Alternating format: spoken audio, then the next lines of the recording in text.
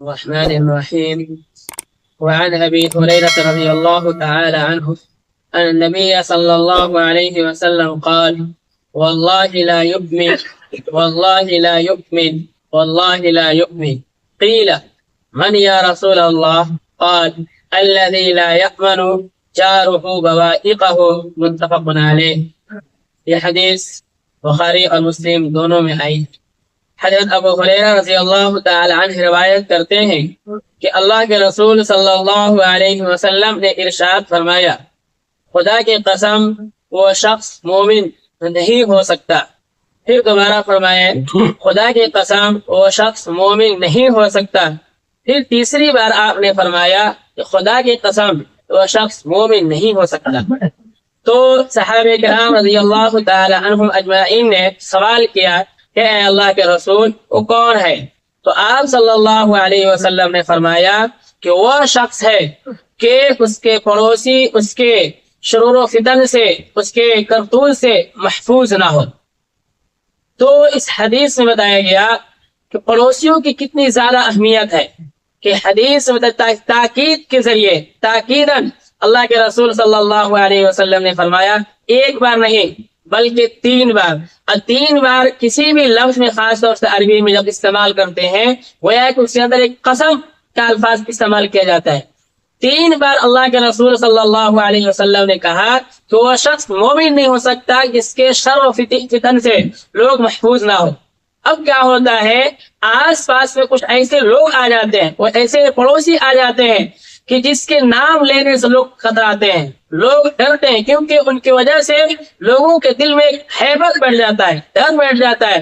اگر ہم اس کے خلاف کچھ بولیں گے، اگر ہم کچھ کہتے ہیں تو گویا کہ نام لینا پسند نہیں کرتے، اتنے اپنے آپ کو جلال بٹھا لیتا ہے. تو ہمیں چاہیے کہ اللہ کے رسول صلی اللہ علیہ وسلم کی تعلیم کیا ہے کہ اپنے چھوٹوں کے ساتھ محبت کرے، بڑوں کے ساتھ پیار کرے. اگر آس پاس کے پڑوسی ہے اس کے ساتھ ہم کتنا محبت سے، کتنا پیار سے، کتنا الفت سے ہم پیش آ سکتے ہیں، وہ آنا ہونا چاہیے کہ ہمارا بازو اتنا نرم ہونا چاہیے کہ سامنے والا آئے تو دل دیکھ کر خوش ہو جائے، ایسا نہ کہ سامنے والا ڈر جائے. یہ چیز ہے. پھر آگے فرمایا گیا کہ وہ شخص جنت میں داخل نہیں ہوگا کہ جس کے شر و فتن سے لوگ محفوظ نہ ہو، پڑوسی محفوظ نہ ہو. تو ہمیں چاہیے کہ پڑوسیوں کے ساتھ اچھا معاملہ کرے، ان کے ساتھ اچھا برتاؤ کرے، ان کے ساتھ اچھا سلوک کرے، ان کے ساتھ رحم دلی سے پیش آئے. یہ چیز ہو. اور اگر ممکن ہو سکے کھانے پینے کے معاملے میں، کسی تکلیف کے معاملے میں، کوئی بھی چیز کے معاملے میں، تو اس کے ساتھ ہم ہاتھ بٹائیں، اس کے ہیلپ کریں. کھانے کے طرز کی حدیث میں جیسے آئی تھی کہ اگر یہاں ابو ذر رضی اللہ تعالیٰ عنہ کو مخاطب کر کے فرمایا گیا، انہوں نے فرمایا اگر تم گھر میں سالن بناتے ہو تو اگر سالن کم ہے تو اس میں پانی بڑھا دو، پانی بڑھا دو، اور اس پانی کے ذریعے سے اپنے دوسرے کا حق کا خیال رکھو.